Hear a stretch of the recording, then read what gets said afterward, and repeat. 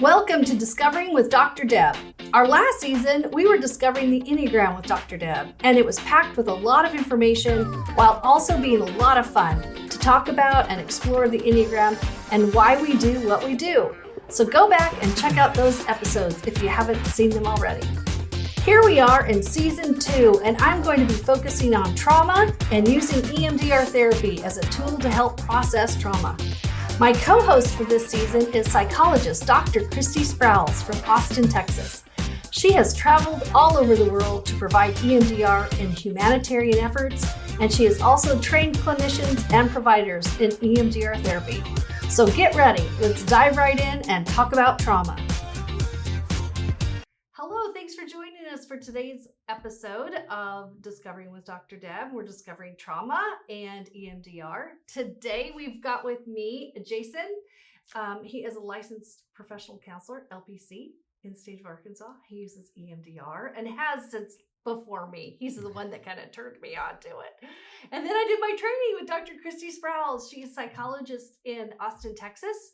And today what we're going to kind of do is share some highlight reels from our sessions with clients using EMDR. And because it's exciting, isn't it, when we help people. And sometimes one client referred to it as like we kind of unlock that memory and free it, you know. So which of you wants to go first to kind of share? Jason, we're gonna, yeah, it's so neat when we see clients really kind of, I like that analogy, freed from that bondage almost. Yeah. It kind of, it holds them hostage. And just as clinicians, like we want to help. And one of the tools that we get to use is EMDR to help them with that. So you've got a client that you used EMDR with. Mm-hmm. Yeah. So tell us what came out of that session. Okay. This lady had been dealing with trauma for years. Oh, wow. And basically at the end of it was like, I wish I would have done this 30 years ago. That type of yes. thing. But in particular, there was a severe trauma that happened when they were a teenager. And they were really struggling with it. It was a really rough, difficult sessions at first. Mm-hmm. Like really had to take it slow because the trauma was still so real because it had just been stuffed and not dealt with. Mm-hmm. And one of the things that kept coming up was, why didn't I just leave? Because this thing happened in a particular place, and they had felt like, well, all I had to do was leave, and I didn't. So it's somehow my fault, which you guys know that's a common theme with people. Somehow it's my fault. Yeah.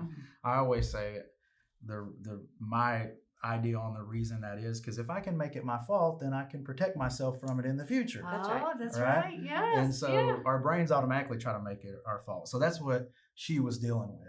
Like, why did I not just get up and leave? So we were having a session and she's holding the tappers.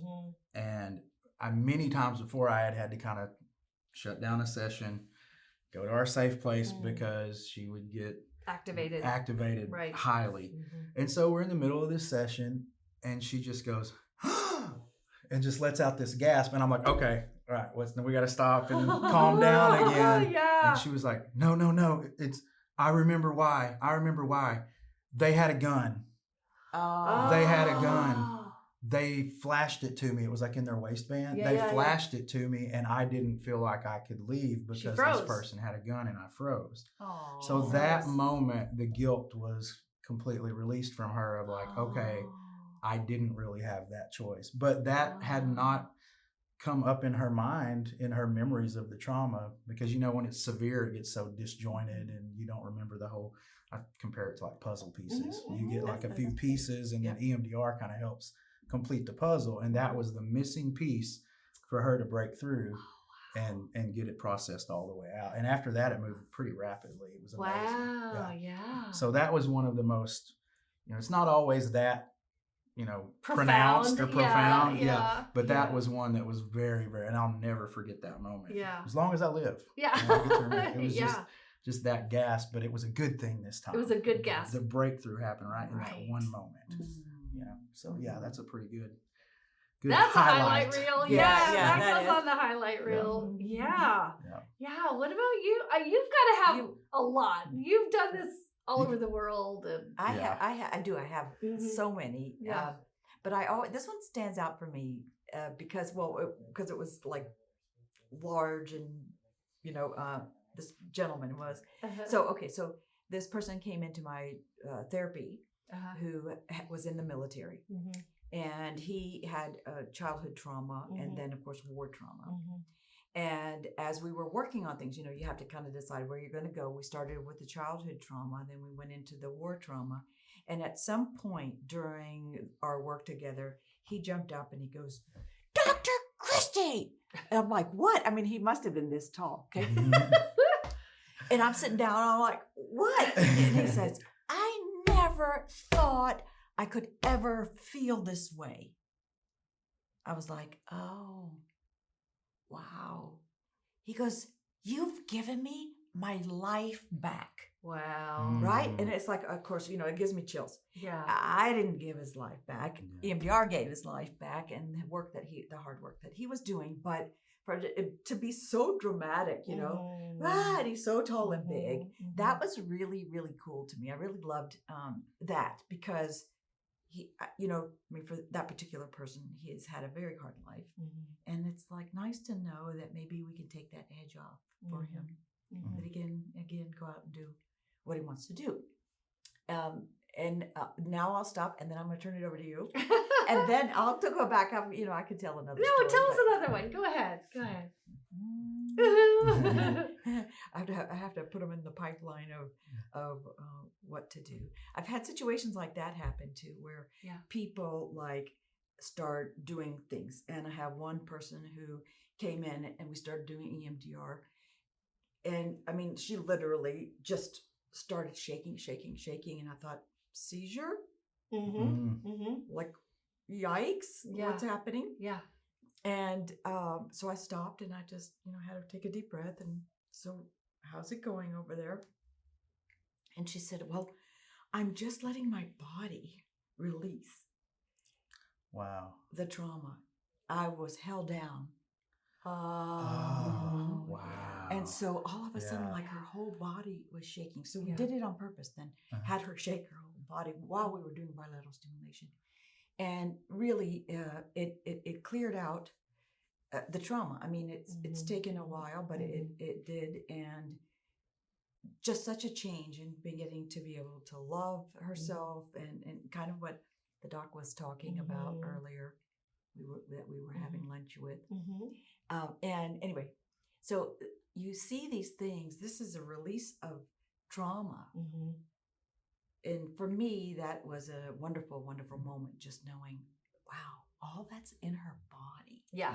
And she never has stopped shaking. Really? Yeah, even though we continue to do the EMDR. Like, it's still in there. Yeah. It's not like it was. Right. Isn't that amazing? That's amazing. Well, and we've talked before in some of these episodes about the body keeps the score, that's Bessel van der Kolk's book, but it gets locked in there. Yes, and tight. Yeah, and I liken it to, which is kind of silly little, but everybody can understand it. Like if you walk by something and you hit it with your toe and you're like, "Oh," and say some choice words. But it's like every time you go near that again, you go really wide. Like your body is like, not safe. And that's such a minimal thing, until you did it to your toe. But did you look at some of these horrific things that happen to people and just, realizing that is locked in their body. Yes. And we are privileged, really, to help them free that, and so that their body and their mind and their, relationally, socially, spiritually, physically, and mentally, they can function so much better once that's done. Yeah. I remember having a session with one client, and her husband would drink socially, and not, he wasn't an alcoholic, but he would have a couple of drinks, a week or something, watching a ball game, have a few beers, and the smell of it made her sick. And we did EMDR over that. It was just like and I noticed, I suspected, is this a trauma response? Is this, is this a trauma?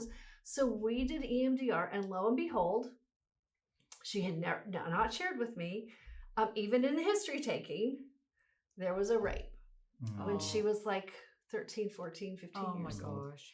And she could remember the smell of alcohol on his breath. Mm-hmm. And that's where that came from. Yeah. And we processed that. It took several sessions, really, because she felt guilty for that, which it kind of got all tangled up, you know. She didn't feel guilt over the husband and his drinking, but then when we kind of looked at that, and so it just, it gave her insight. B, it gave her some power, her some power back. And for me, that was just a gift. Not even just for her. It was a huge gift for her, but for me, just to be a partner in that healing, you know, that was one of my favorites, really. Not my most favorite, but that's one I will never forget, just because of, you know, going, it took her back and how it's all interconnected. Exactly. How that brain works, I don't know. That's for the smarter people to tell me. But I know it's all connected, and that was one of mine. Yeah. Yeah, I love that. I love that. And I feel we were talking about this today, just the sense of being of service, being able to help somebody get beyond what they are blocking them or hurting them. Yeah. And just to be able to walk with them, right? In the journey. And I always say this, it's not me, it's you and EMDR. But it's extremely rewarding to be able to help them when you maybe in the past could talk about it, but it wasn't quite the same. Right. You know? Right. No, I have clients I worked with for years doing talk therapy. And really we had come to some good places. You know, they were, you know, they were living a good life, you know, successful professionally, relationally, and all of that. And, you know, then I get trained on in EMDR and they're like, I'd like to try that. And I'm like, well, I don't know what we were going to unpack. We've already unpacked it all, you know? Well, let's try this. Okay. And the stuff that came out, and she said to me, I would have never got there. Wow. This stuff, I would have never come up with this stuff without that bilateral voodoo. She called it, you know? And I think was we've like, all heard that word before. So that's kind of like crazy, because it just unlocks that for them to reprocess it, you know? So do you have any other stories? Yeah, speaking of the word voodoo, because that's what this person said to me. It's hilarious. This one's kind of funny to me. It's not like one of those aha moments, but just the whole story in general. And I'll clean up the language a little bit for our podcast. I'll choose a different word than what he said, but you'll get the picture. So I had a new client come into my office who's man's man, like roughneck, manual labor. You could just tell by looking at him, like he was a man's man. Yeah. And he walks in my office, and before I could even say anything, he said, "Can I just tell you something first?"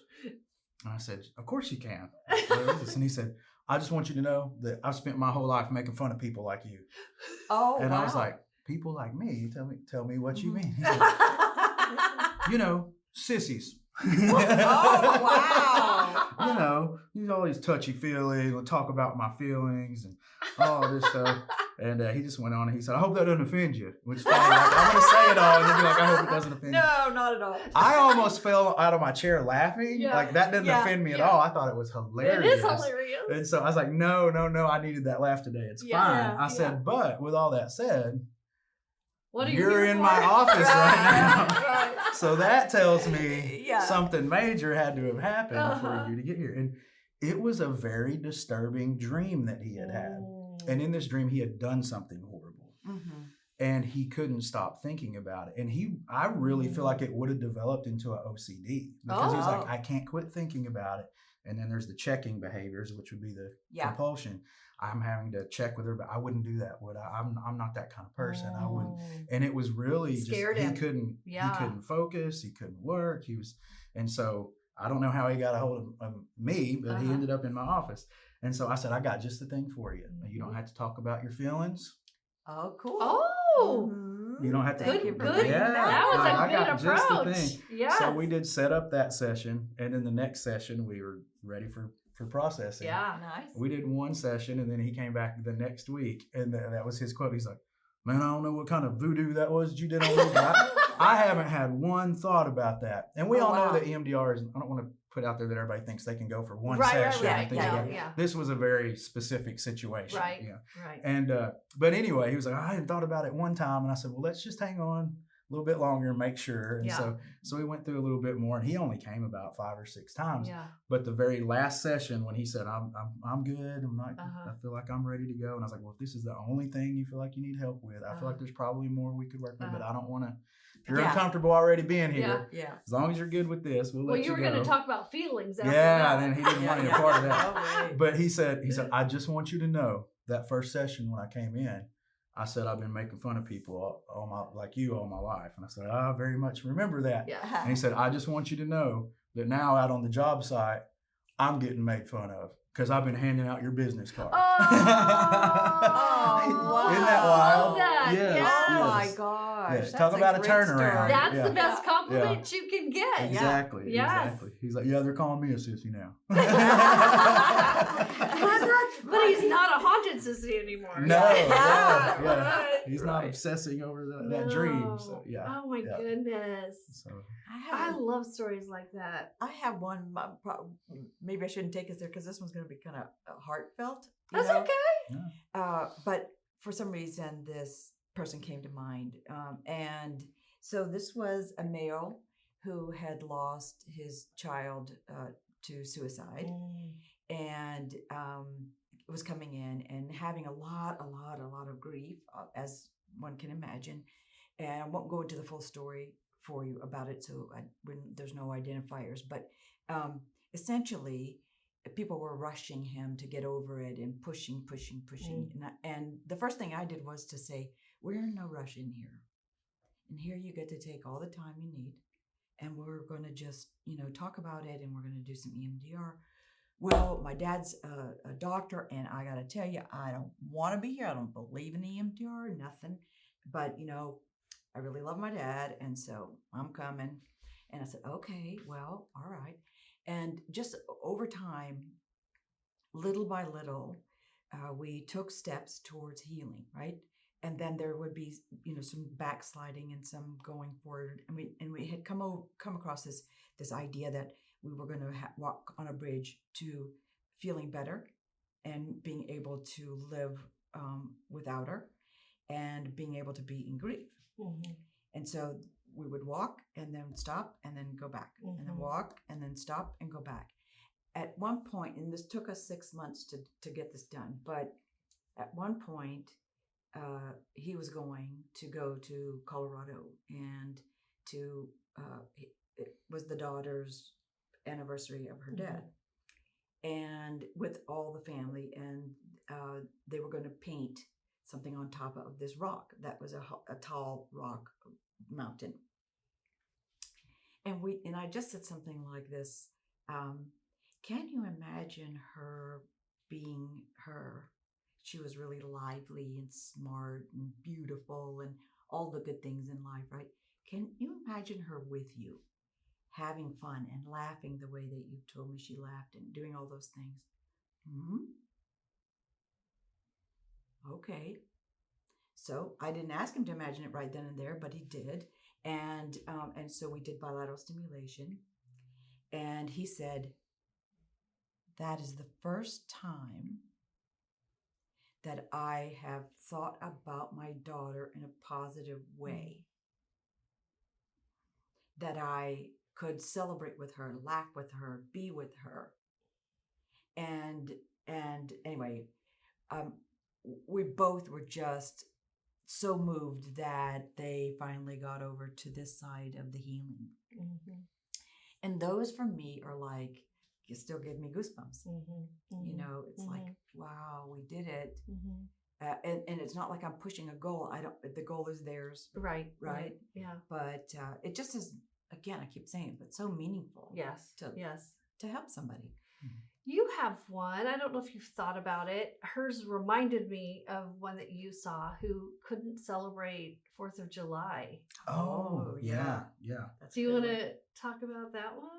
Yes. That's a yes. highlight reel worthy. Veteran, right? Yeah. And I love working with Yeah. veterans. It's so Yeah. rewarding. Yeah. Because once again, a lot of times you have that man's man. Yeah. I love that about EMDR because Yeah. as soon as you tell them, you don't have to talk much. Yeah. They're into Especially it. the They're men. good. Yeah. And when we were just first getting started, we were talking about goal setting. Like how I always ask them, like, how will you know when you're better? Oh, that's a good question. You know, Yeah. how will you know when you're better? Not what Nice. I think. Yeah. And he was like, well, you know, ever since, and I don't remember how many years it was, 16, 17 years ago. Ever since then, I have not been able to enjoy 4th of July with my family one time. When it's 4th of July, it's in the bedroom, headphones on, watching a movie, playing a video game, something. I'm distracted from it. It was very, very profound that's just, I can't take that. And so I said, okay, well, I know it sounds a little impossible right now after all these years, but when you feel like you're ready to even try that, well, you'll know you're getting better. So I explained to him about EMDR, and it took it was months of work. This was not easy. You know, you got lots of combat stories, complex trauma going on. Right. It's not one of those. This is the opposite, the antithesis of the the other one. right. Where it's like a couple of sessions. This is the The hard long work. haul. Yeah. I like your analogy of the bridge. I This do is a too. long bridge. I do too. Right. And but anyway, he got better, and we got to a point to where we discharged. And you know, a lot of times when we discharge folks, that's the end of it, and we never get to see anything else. But I think it was Keith. I think it was your husband that sent me a message, because at that time I didn't have Facebook, and so he sent me a text message with a screenshot from a Facebook post, and he said, this has already been put out there publicly. I'm sharing it with you. I just wanted you to know because you might not see it. And it was this man's wife. And it said, for the first time, and I don't know if I'm getting the years exactly right, 16 or 17 years, my husband got to enjoy 4th of July with his family. And it was a picture of him with his daughter on his lap watching fireworks. Oh my gosh. And we don't always get to see that side of it, but in that case I did. And it's wow. But it makes me wonder how many stories are out there like that we just never get the feedback from. I know. Yeah. We were talking about that. Yeah. For sure. Anyways, well, I guess we'll wrap it up for today. But I mean, I just, for people that are listening or watching, like you just said, there are countless stories out there like that. And, our goal as providers that use EMDR is really just to help give people their life back, or to give them the life that they didn't even ever get because of things that happened, before they were even aware. So that's our goal, just to help people and use EMDR as our bridge to get them there. So hope you enjoyed it. We'll see you next episode. If this content has been helpful to you, I'd appreciate it if you would please rate the podcast, post it, and share it on social media. And also post a review. If you'd like to get in contact with me, my phone is 479-561-7600, or email Dr. Deborah at anchoredhopecounseling.net or Dr. Deborah at drdebfordoctors.com. Our website at www.anchoredhopecounseling.net has some useful information, and you can also reach out to me through the website. Remember, you are enough just the way you are, and you are loved.